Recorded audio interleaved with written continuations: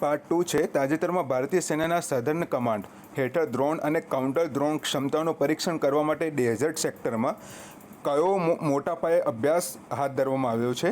તો એ રાજસ્થાનના ડેઝર્ટ સેક્ટરમાં આ જે છે વાયુ સમન્વય 2 કરીને એનો અભ્યાસ કરવામાં આવ્યો છે, એની એક્સરસાઇઝ કરવામાં આવી છે એ સરક્રિક વિસ્તારમાં ગુજરાત અને રાજસ્થાનના જે પશ્ચિમના સરક્રિક વિસ્તારના અંદર એનું સફળતાપૂર્વક એક્સરસાઇઝ કરવામાં આવી છે ત્રણેય સેનાના લીડરો દ્વારા. પછી છે તાજેતરમાં UNESCO creative cities network gastronomy category હેઠળ સામેલ થયેલું ભારતનું બીજું શહેર કયું છે જે તેના અવધિ ભોજન માટે જાણીતું છે. તો અવધિ ભોજન માટે બીજું શહેર છે એનો જવાબ આવશે બી લખનઉ.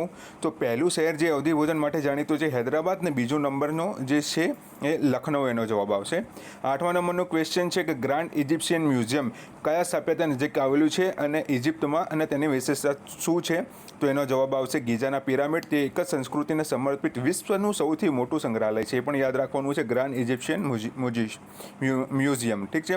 વર્લ્ડ સેવિંગ ડે ક્યારે છે તો 31 ઓક્ટોબરે યાદ રાખવાનું છે. અને લાસ્ટ ક્વેશ્ચન છે ભારતનું પ્રથમ સ્વદેશી ઇલેક્ટ્રિક સૈન્ય વાહન કયું.